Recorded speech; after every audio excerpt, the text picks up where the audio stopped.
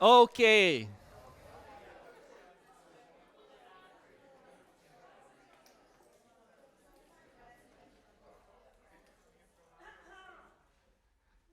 Great. This one will be in English since I think that a few people are not Serbian speaking people. So, what a beautiful crowd, I would say. And I'm really happy that I see you in this huge number, huge for this space, of course. I'm Marko, I'm an Agile coach in Bosch and owner of Agile Consulting. I will present you a few techniques, 3 in particular, that might help you and that will help you, I hope, in your everyday work with the teams. And not only with the teams, with the team members as well. So, it's after lunchtime, it's raining, you're maybe a little bit sleepy if you didn't have a coffee, maybe some of you. So let's stretch a little bit. It will not be something exhausting. Just get up. And for people who knows this, please don't spoil. Okay. Stretch your hand.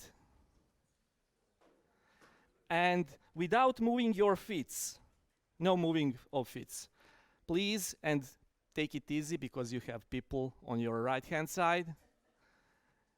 Twist your body and your hand as much as you can. And remember that mark. Remember that. Okay, you can return it. Okay. Was it tough? No? Now, turn around and mark the place or the marker even further than it was the first time. You don't need to. And now, stretch your hand and hit the second marker. Did you do it? Okay, thank you. You can sit down now. You stretch a little bit.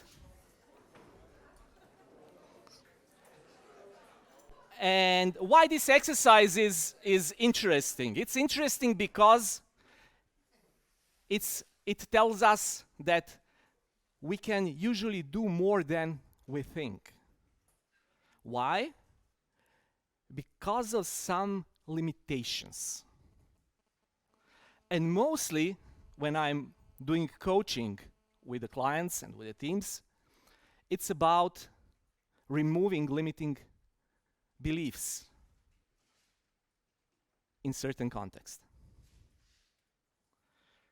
So, when we say 3 powerful coaching techniques, when we say powerful and coaching, what's the association? What comes to your mind? Feel free, there's no wrong answer. It's good, great. And more.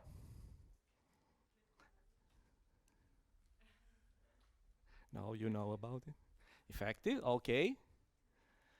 And powerful something in coaching. Yes, powerful questions. And today we are going to talk about 3 techniques for powerful questioning. Maybe some of you will say, hey, it's just asking questions. But this asking questions is coaching technique. And what's the difference between asking questions and asking powerful questions? We will see that it's a big difference. My mother was a teacher in elementary school. 1st to 4th grade, 7 to 10 years old kids, the first steps in their education.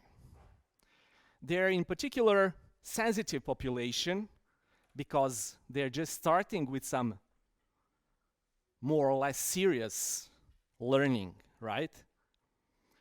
And the teacher should be, of course, passionate about their job, but also have empathy, have trust and belief that the students, these little tiny ones, are capable to learn almost anything. Being empathetic, being curious, being servant leader, does it remind you of some role in our agile world? No, of course. It's a coach, either agile coach, scrum master, etc. And for the most of you, this is easy peasy, right? Hopefully. Okay. Great. If no, then even better. It's easy for you, but for a first grade kid or second grade, forgive me if I'm wrong, but first or second grade, this might be a tough one. For a great students, talented mathematicians, they don't need any help or lead by the teacher. Also, for kids who didn't pay attention on classes, they don't have elementary resources, elementary knowledge to solve this. But as Gauss curve say, most of them are somewhere in the middle. They usually have the knowledge but don't know how to apply it. Similar to our clients or teams, they have all the resources and knowledge to succeed, but they need our assistance, our help, our leading from the coach. So, as I said, my mother was a teacher, and when I was the first grade, she had third grade, so bigger kids. They were really big in my eyes. And I finished after 2 hours, and then I would wait in the back of her classroom for her to finish and to go together to home.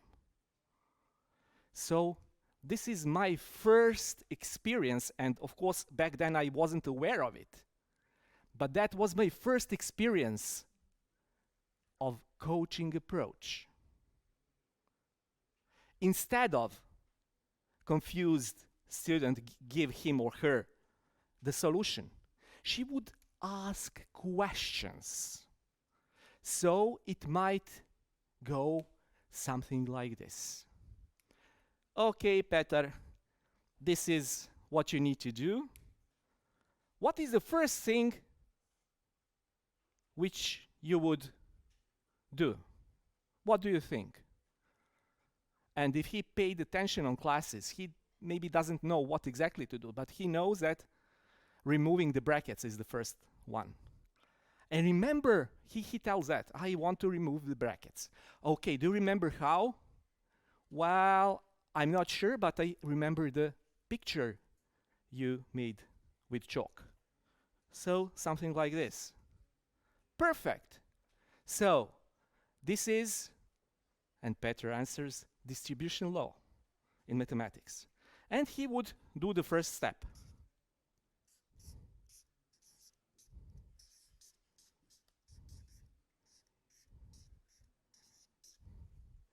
Perfect.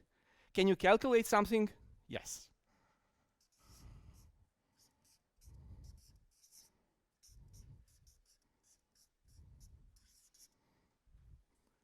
Perfect. Great, Peter.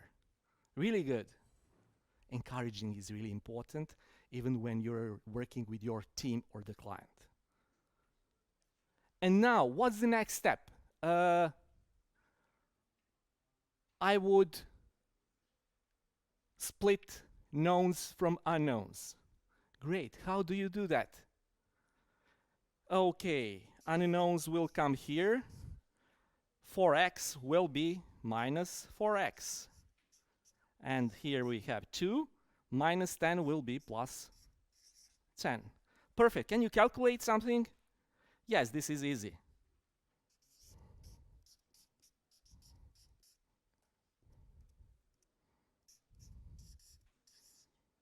And now what? 5x minus 4x. But I don't know x. How to calculate it?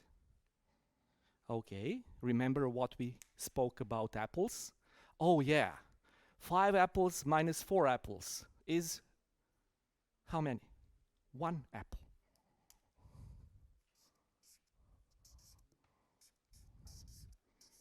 And 1 apple, we can say just an apple. And without telling him, come on, give me some praise. Yeah. Thank you. Without telling him solution, by asking questions, she would lead him towards the solution. That's why the powerful questions are important. And that's why we are talking about it today. Okay, a little bit about me. I was a programmer back in '83, using paper, since back then you couldn't just go and buy a computer. And after 2 years, our friend Stuart smuggled it from Germany, ZX Spectrum. So since actually mid-90s, I was professional software developer, or programmers, we called us programmers back then. 2006, I started with the first Agile transformation, and after that, a lot of stuff happened. Currently, I'm owner of Agile Consulting and Agile Coach at Bosch. So, what are the goals? What I want to give you? I want you to learn these 3 Agile techniques. And actually, I would like you to be able to use these techniques immediately. Not tomorrow, because you're probably not working, but since Monday. That's my personal goal, for you to be clear and to be able to start with it. Don't expect yourself to be master of these techniques, but I want to encourage you to try them. And that's how you're going to become experts.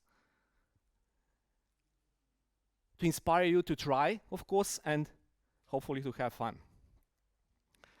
How do you feel now? How are you? Good? Fine? Okay. I would like you to be excellent, to be magnificent after this one. So, when you're thinking about Agile coaching, what's there for you? You need to get the knowledge, so theory, methods, etc. You need to have techniques and practices. You need to have skills. This is part which is usually forgotten. And the skills are something that you need to build with the time. So, to be and to become a great coach, at least for me and for a lot of other people, you need to learn, but more than that, you need to practice. So, all we learn today is dead if you're not practicing. If you're practicing, you're going to become master. And asking powerful questions is very, very powerful technique, as you will see. And what it is used for? You have the list. What about powerful questions is different from, let's say, ordinary questions? Do you have an idea? Any idea? It's perfectly okay if you don't, but if you have. Yes, this is the characteristic, yeah. On the next slide, but thank you. Yes? Perfect, yes. When you ask, let's say, plain question, you're asking for information for yourself. If I ask you, what are you working on? I want to get information from you to start conversation, or it's important in everyday work. You're asking a lot of questions to get knowledge about the project, about the process, about everything. But asking powerful questions to the client or the coachee, I will use usually client. It might be a team, and it will be a team pretty often. Using powerful question will do what? You're not asking it for yourself, but for your client to get into the process of introspection, of reconsidering the plans, to get him or her some new ideas. So when asking powerful questions, the focus is not on the coach, but on the client. And that's the biggest difference. So you will use it to lead the client through the process, to review his or her state, or the team's state. You will explore the options he has or she has. You will go through the exploration of these options and a lot of other stuff here. The skill you need here is active listening, and not just that, but also it's called calibration of the behavior. When asking powerful questions, your focus is where?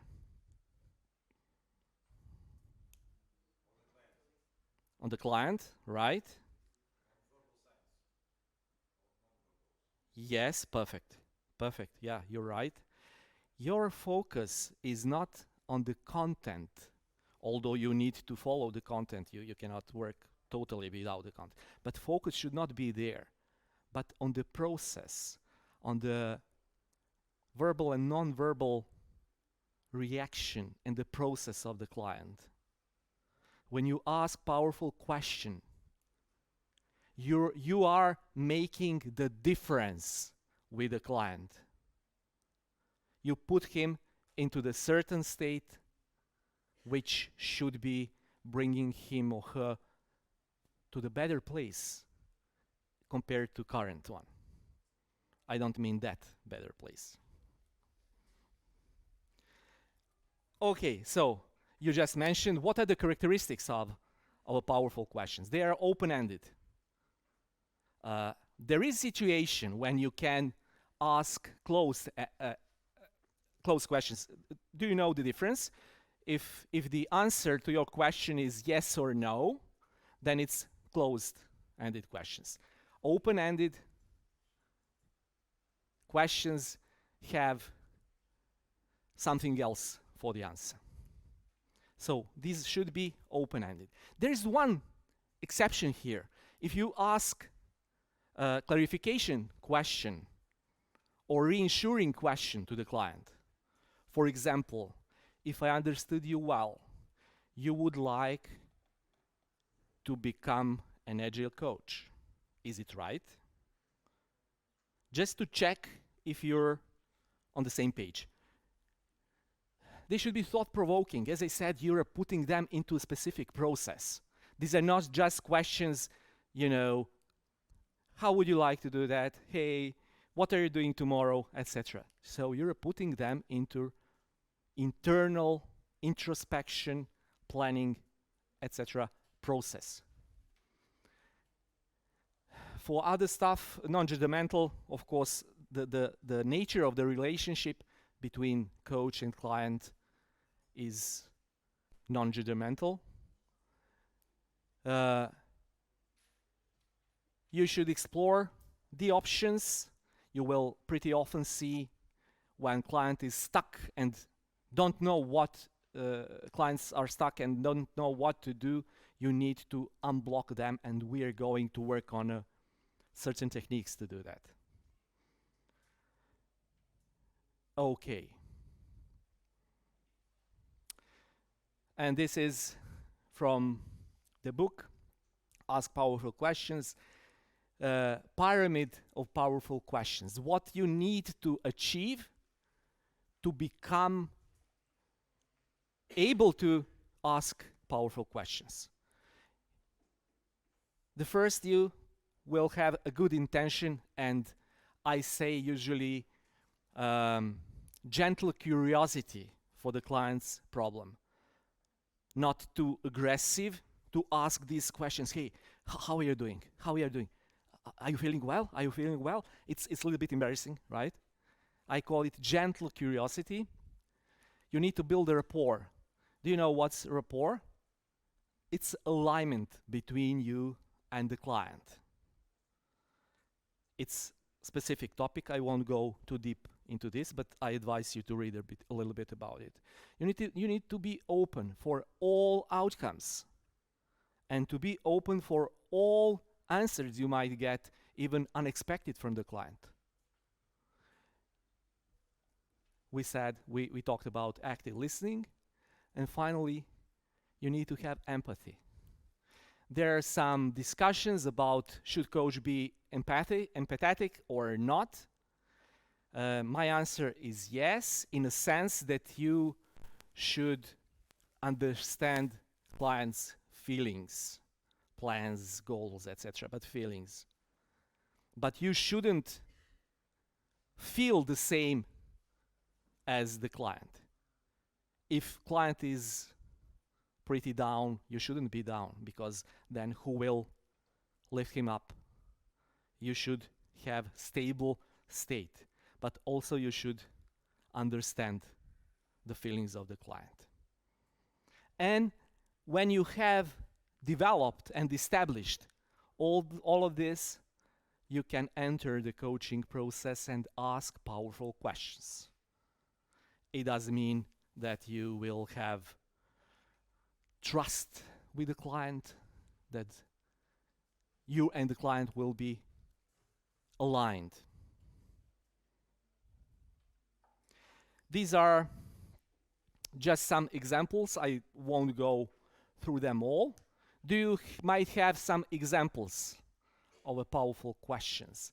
What question comes to your mind that you have in your maybe experience with a team or whatever, which might be so powerful that they start thinking really deeply? Do you have any idea?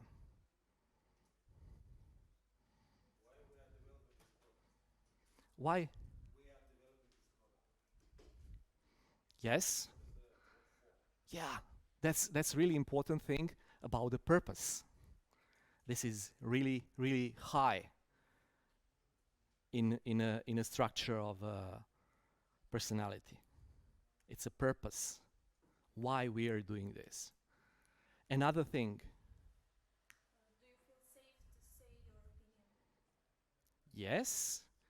How would you rephrase it so it could be open-ended question? This is perfect example, but this answer is yes or no.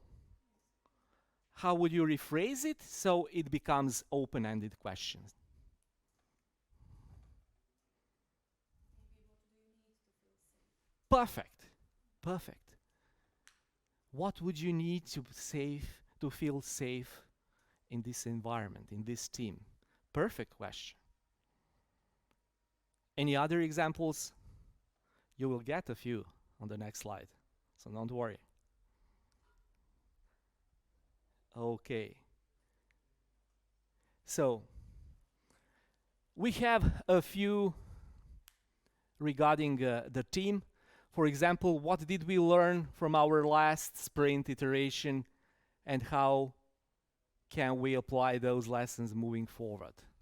Longer one, but it brings your team into the state where they are thinking about progress, what we can change to make things better. And a little trick, if they don't answer immediately, give them some time to think, because they are probably, if they are participating, not physically, but mentally, in your retrospective. Give them some time to process this, to think, and then to answer. And don't interrupt them. Give them 10, 15, 20 seconds if needed. And be patient and wait for them to answer. Okay. Good. What is there any question which you're really aligned with or you like from this list? I don't want to go through all of them. You will get the presentation anyway, so is there any question which you see that might be useful for you? Yeah.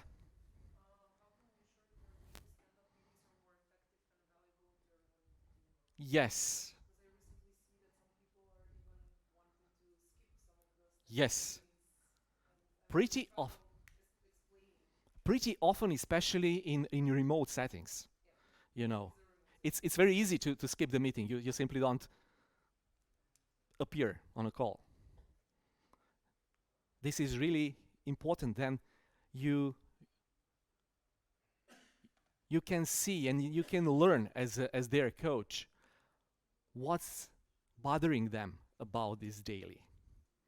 And you will hear a lot of surprising answers, which is really good if they open to you. But for this, you need to be aligned with them.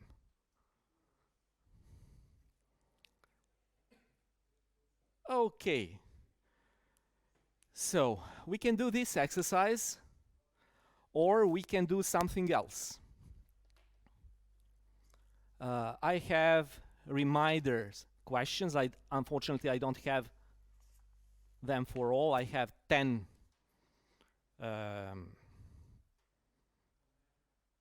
10 papers, and I will split them. Please form triples, so 3 people in a team. 1 person will complain about something. For example, I really don't like our daily stand-ups.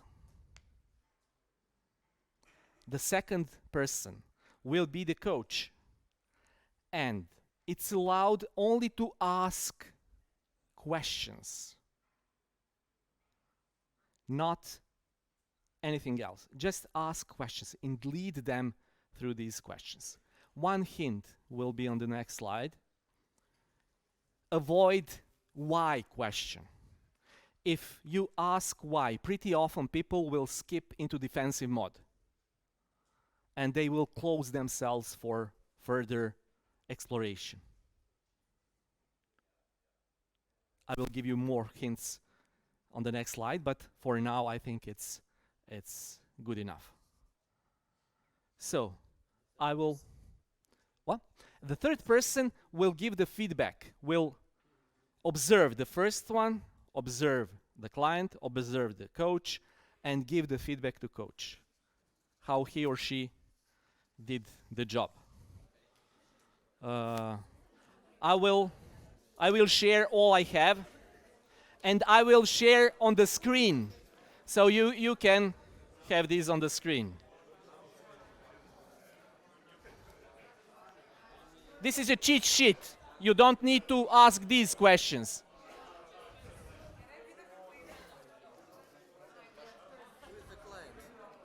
You choose. Any role from the team? Yeah. It might be product owner, it might be developer, QA, stakeholder. Can you send it over there, please? And another one to this table.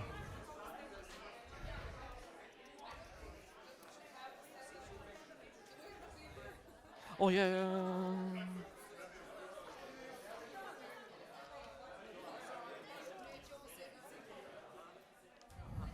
I have just one for you.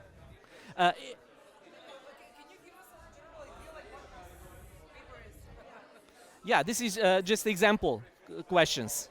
Example questions. Okay, so these are for you, Anna. You're the Yeah, it's for the coach. developer. Can you send it back there, to far back?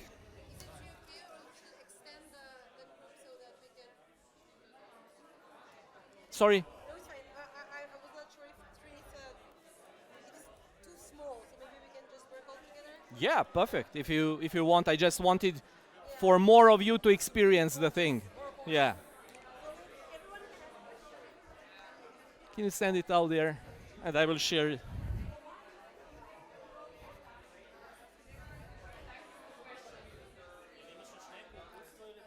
Nemam kreći. You have 7 minutes.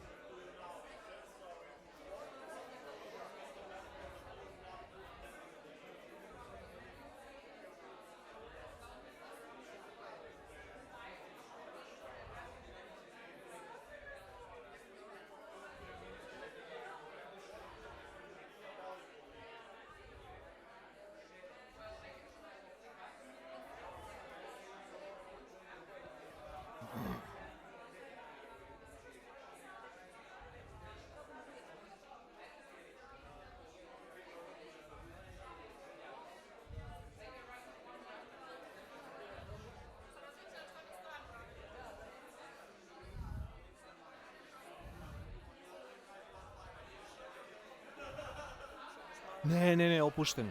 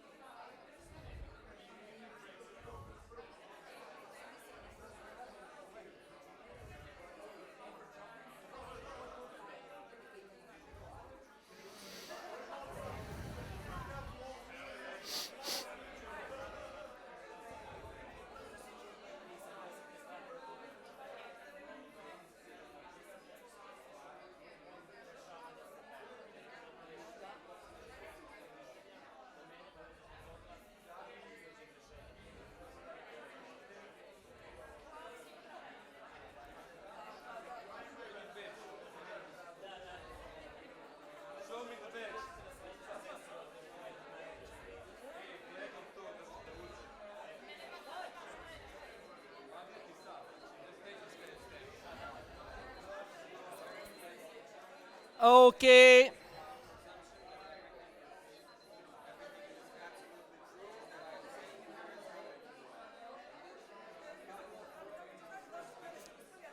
Okay.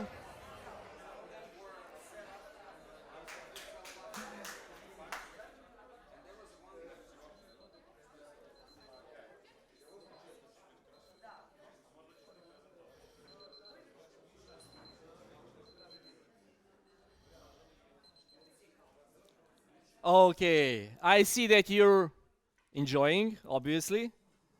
This is just a small portion of time. I know that for a real exercise you need much more time. But I just wanted you to sense this asking powerful questions and getting some answers from that. How it was for you? Who wants to share some experience? Interesting experience, I believe, and that everyone has. Yeah. How it was for you? Was it hard for you to figure out what questions to ask? Yeah. And what do you think? Why? Why it's hard? Yes, and you didn't practice. That's what's important. As I said, learn but practice much more. You know, when you were a kid and learned how to drive bicycle, it was very painful, at least for me. The knees injured, and but I was so happy when I started a few meters that I was really motivated to continue with that, even with injured knees. So the same for any technique or the skill. And this is really powerful technique because you're putting your coachee, your client, into a specific state where he or she or them as a team can progress really fast. Yeah, I see the hand. So the challenge that we had in the communication was actually that in this case, I as a coach was talking to the client. So if we take the coaching stance, after a few questions, it becomes of managing expectations as well From whose side? from the side of the coach, Okay. because it's a client you talk about, not like a team member. You did very good. And I observed one thing you mentioned. I was talking to the client. Coach should make some distance, ask the question, and much more listen to the client. These questions, powerful questions, are just tools to open the client. So just switch the position, and start listening. Just ask the question and then stop and become one big ear. You know, ear. Yeah. So I understand the challenge. Your expectations were high, but you know, you need to come to your client without expectations. The best thing that might happen at that moment will happen. Not better than that, not worse than that. So, you know, this openness, which is one of Scrum values, and I would say even Agile values, even it's not in a standard Agile manifesto, just be open. Don't expect anything. You never know what your client will guide you through. You never know. Pretty often, when I was working on a coaching with some executives, pretty often, I would say 80% of time, we would go into the private zone and speak about private life. Because simply, when you follow their thought path, their feelings, it usually goes. You cannot say, "Hey, don't go there. I'm professional executive coach. We will talk only about the, numbers and your progress. And this is great insight for yourself, and thank you for sharing with the group. If you put high expectations, you will be probably, and it's not just about coaching, it's about the job, about anything, you will be probably disappointed, It doesn't mean that you shouldn't put the bar high. But I'm fine with any result we make. During these sessions with a team or with individuals, you will make different progress. For 2 sessions, you will have no progress. But for example, on the 3rd, you will make a huge progress. But that's a process, because your client needs some time. And thank you for sharing that. This is really, really great insight. Any more great insights from your side? No one compares with yours, obviously. Now they don't want to speak. Yes.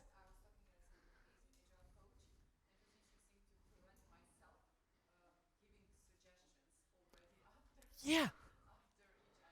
Yeah. Yeah. Yeah. It's very hard not to slip into solutioning mode. I like Lisa's agile coaching model. You know the model, probably. But I don't agree with her.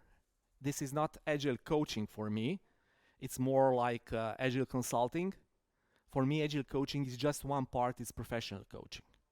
It's very useful model. Don't get me wrong. It's really great and revealing model. But simply coaching approach is a little bit different. And how I explain to myself, what's the biggest difference among trainer or a teacher, consultant, mentor, and coach, for example? You probably know, or not. Never mind, it doesn't matter. It's fine.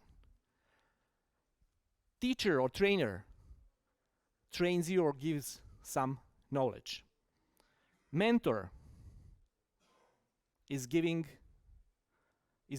you, following your progress, and giving you some advices about how to proceed, what next to do, etc. Consultant is giving his or her knowledge based on her experience and her own knowledge, what to do. So they are all giving answers, solutions. Coach usually doesn't have answers, but believes that client have answers. So if the client has answers, what coach should do? Ask questions. Exactly. So that's why powerful questioning is so powerful. Gives you a lot of tools and a lot of means to help the client. And it's very hard, I know, not to sleep. I was some time ago always in this, I know that, I will tell you. And pretty often it wasn't right answer for that person. It was good answer based on my experience, but not for that person. So I figured out I need to approach it differently and to be patient. Yes.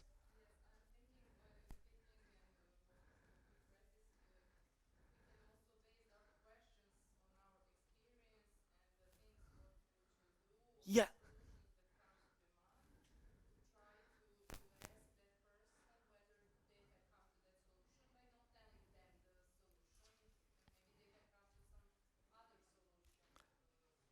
Yes, one great example, thank you for that. One great powerful question is, what options do you have? And client answers this and that. Now, what else? So extending this range. Again, what else? So giving Now we have 5 options, not just 2. And then what is the most viable for you? And we can continue with other powerful questions, leading the client where he wants to go. Thank you for that. Good one. Yeah. You will get this. I won't go through these. A few hints. We are close with the time, so I will try to finish it. If not, you will get the slides for sure. This first, what else? Extending the options. Power of yet. If you didn't hear about that, when your client is complaining about something, I'm not able to pass this exam. What makes you think that you can't pass this exam yet? So you're telling him or her that he or her has resources and is resourceful and powerful to pass this exam, but it didn't happen yet. And try this with your clients. Just add yet. Also, yes. Yeah.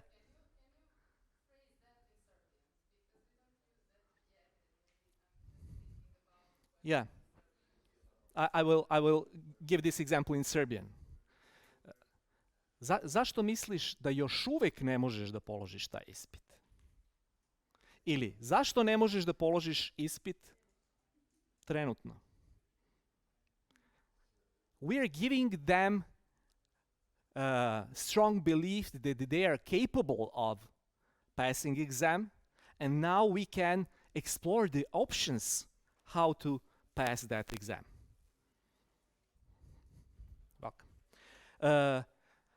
Repeat the words. You can often, when they're speaking with you, as I said just with this example, I return the words, exact wording, not changing the words, not interpreting them, but return the exact wording. As I said, be careful with why. In powerful questions, one example when I ask why is why it is important for you, and usually not using why at all. And of course, active listening and practice. Believe me, it looks pretty hard now, but if you practice it, it will be completely natural for you. You will always, with a team or a client, work in that mode. You wouldn't even know that it was hard for you before. Okay, the second technique is based on meta model and meta questions. Our experience and our memories are usually, when we get information, they're deleted, distorted, generalized, and we are storing them in our memory and making them interpretations. So, pretty often you will hear the complaint. This technique is especially powerful with complaints. And you know that retrospectives are pretty often turned into complaint meetings. People complaining all around about different things. So, for example, my experience, these are experiences, meta programs, values and beliefs, etc., how you were raised, etc., culture, which influences, and our memories are pretty often deleted, distorted, and generalized. For example, while I was in faculty, I had 2 girlfriends from ETF, electrotechnical faculty, blondes, and they were really smart. So now I can claim that all blondes are really smart. This is my personal experience. This is not complaint, of course, but for example, I can complain, I never feel well in this company. And how you as a coach can answer to that with a question. Meta model is used for all these things. You can dismantle limiting beliefs, just as I explained. Or whenever I go to the city, it's raining. And can you do that? Anything with this fact? No. But you can do some things. These are meta model questions, examples. So we can ask, did you ever go to the city when it was sunny? Yes. So it's not quite true that it's always raining. Oh. It's very important to shift people from this belief or attitude. So these questions are really, really great for that. Give me some complaint. I challenge you. Yes? The traffic was terrible today. That's the fact. Yeah, this is the fact. Actually, it's not complaint in terms of general. It's yeah, yeah. This was complaint. Yeah. Did you ever travel through the Belgrade when the traffic was not terrible? Do you know anyone who was traveling through the Belgrade in some? Okay. Oh, okay. Compared to what?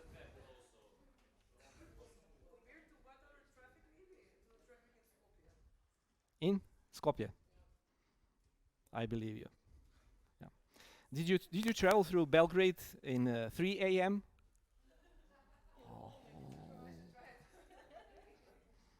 After some party, come to some party, be there, come back at 3 a.m. It's perfect. No one at the street, no cars, no trams. Yeah, drive carefully. Yes. For example, now you use technique to persuade her maybe in different opinion. How about maybe guiding her towards other solutions, like Mhm. you consider walking or riding a bicycle or That's perfect. How would you frame the question on that one? It's perfect. It's really great, but not giving solution, but the question. mhm, Have you considered other options than open question.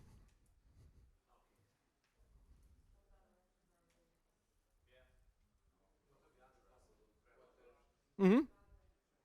what do you think are the alternatives to using the other transportation? Perfect. How can you imagine yourself travel through the Belgrade in some more convenient way? Did you think about that? How would you? Yes.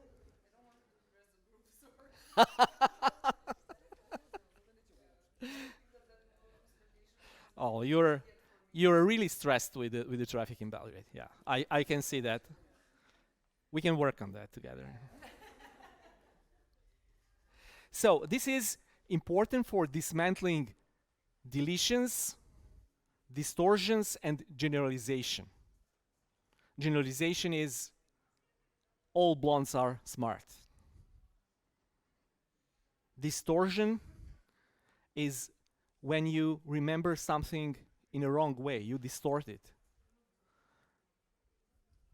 And deletions when you just don't remember one part of the something. And looking at the time,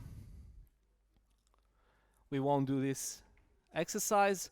I just wanted, and we won't do the exercise, chunking technique for the questioning. you can chunk people up, down, and to the side.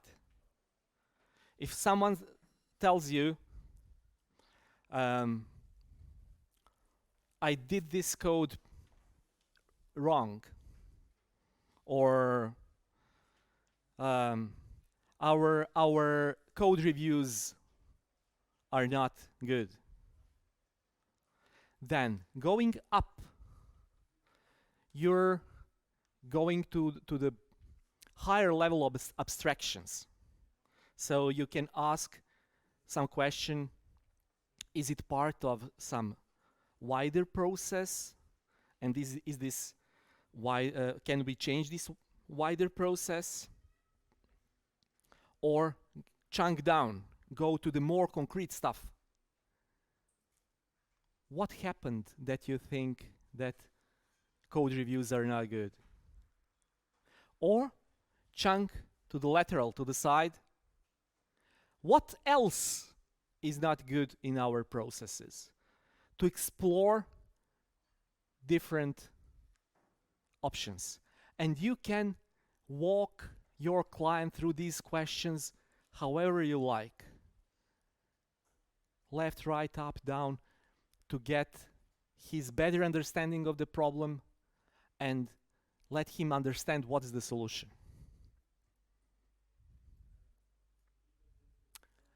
And looking at the time, we are 1 minute behind.